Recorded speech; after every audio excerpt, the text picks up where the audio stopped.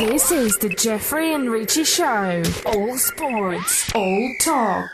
Hello there, and welcome to the Geoffrey and Richie Sports Show, your weekly sports podcast. I'm Richie Benno, and I'd like to introduce my colleague via Skype, Geoffrey Boycott. Good morning, Geoffrey. Morning, Richie. Morning, everybody. How are you? Had a brief emergency there because, unbeknownst to me, indeed, I have somehow managed to turn off the Liverpool game, so I might be marginally distracted. Hold on, it's back. It's fine. I'm fine. Your commitment, commitment to our podcast. I'm happy to be here. It just grows and grows, doesn't it? Yes, I must point out to the listeners at this point that there is no real reason why Geoffrey is not in Twyford Studios at this point in time, other than the fact that the Liverpool game is actually on TV. Is that fair or not? I think it's partially correct. What I'm going to do is do my best to not be distracted and entertain as usual. Well, mate, that's my challenge. You always do. I think we'll come on to the football in a minute.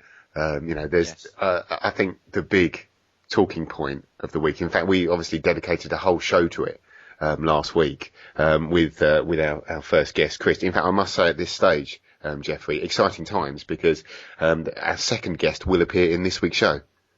It's crazy.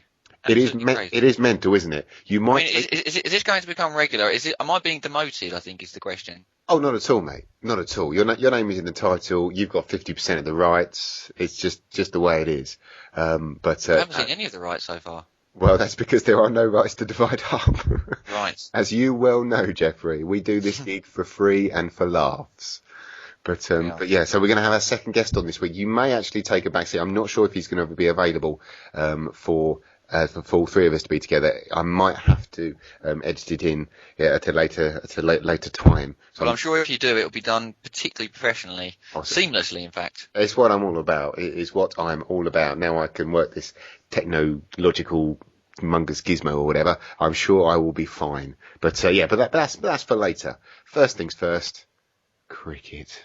Ugh, you start. I think, to be honest, both you and I should hang our heads in shame after basically devoting an entire show to what was going to be the highlight, I think, in our eyes of the tour of South Africa, and indeed we promptly embarrassed the hell out of ourselves. And well, it was a low light, wasn't it? Let's put it that way. It was a real low light.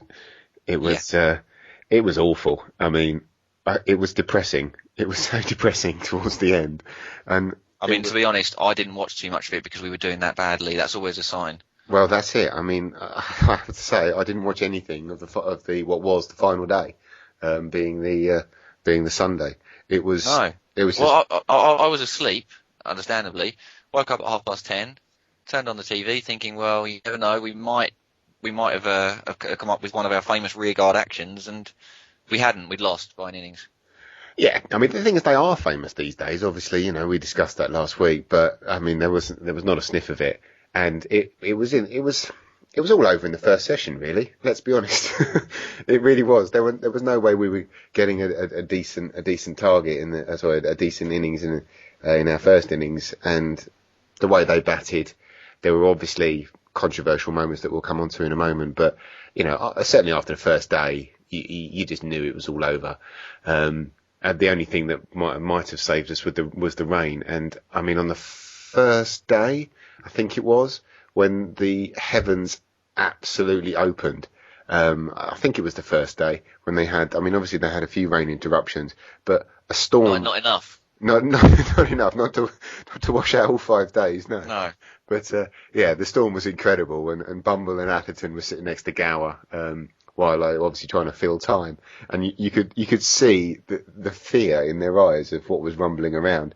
And in fairness, the ground staff did an absolutely unbelievable job. Did you see any of that? The clips from the fact that the ground was underwater, and then 2 hours later it was playable. I did see a little bit of that. Were they not saying that it is one of the best drained grounds or the best drainage system around? Yeah, absolutely. I mean, in terms of cricket venues. Yeah, I mean, the ground is almost set on an upside down saucer, so everything naturally runs away to the edges.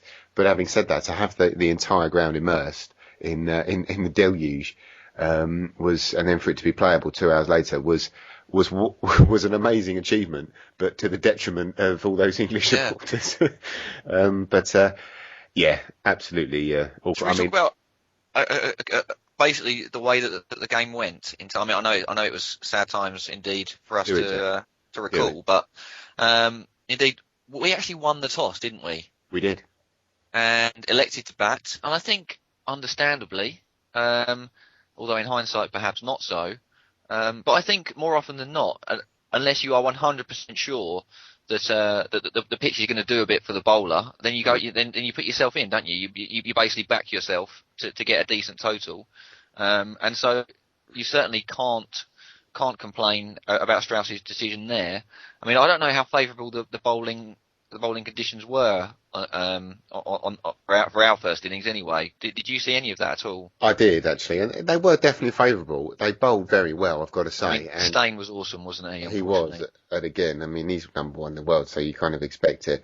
I mean, some of our decision-making, shot selection was very questionable. In fairness, very first ball when Strauss went, I mean, Amler took an absolute screamer at short leg, and those ones, they just stick. They're just freaks. That's not the reason we lost the game. It was just an overall batting performance. Again, Trott didn't really look comfortable in either innings, really. He looked very different. And also, interestingly enough, we've talked about this before, but he seemed to do things slightly quicker. His routine when he came out was definitely shorter. Really? Yeah, it was, and they commented it. They commented about it in the Skycom box, and it was noticeable. And then obviously, had he gone on and got a century, no one would ever mentioned it ever again. But he just didn't look comfortable at all. For the first time, he looked flustered. Now, obviously, he's only a few months into his Test career and everything else, but it just kind of symbolised the way our first innings went. To be rolled over like that was very disappointing. Well, Trott, I think overall hasn't had a great tour, has he? Not, to be honest. Not overly. I mean, in fairness, he's looked relatively secure, I think. He hasn't got the big score, but he hasn't looked like a fish out of water. He hasn't looked like Ravi Bapara in the Ashes, for example. No. But I do think that, without that big score, it just, it always makes the top quality players, and that's what we're looking for now. We're looking for centuries. If you're top six, you want a minimum of 1 century. That's what you're looking for. And if not, then the top six have failed. That's the bottom line.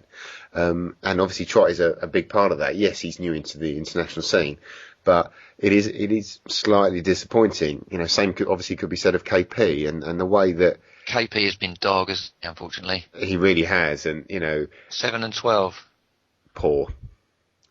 And let's be honest, 12 months ago, we'd have never dreamed it, but his punishment of it is to go to Bangladesh. That's the point. Now, I'll concede, obviously, injuries coming back and everything else, and he needs the matches, but had he have come back and performed blindingly in this series, had he never been away, I'm not sure he'd have gone to Bangladesh. Yes, he needs the games, but, what's he got to prove had he have performed in South Africa? Absolutely. No, there was absolutely no way he would have gone. And now he genuinely does have something to prove.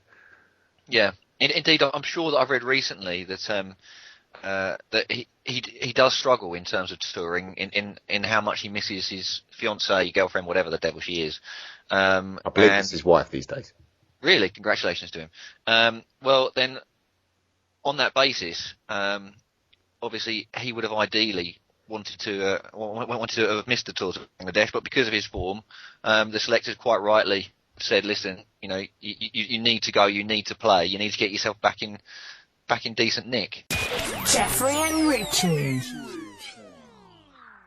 To download the full version of the Geoffrey and Richie Sports Show, including more cricket and football talk, and also our first report by a US reporter, go to iTunes. You can download the full version of the Geoffrey and Richie Sports Show there. You can check out our blog. The web address is geoffreyandrichie.libsyn.com. You can email us at geoffreyandrichie@hotmail.co.uk. We're on Facebook. We're also on Twitter too. The username is G&R_podcast. Geoffrey and Richie.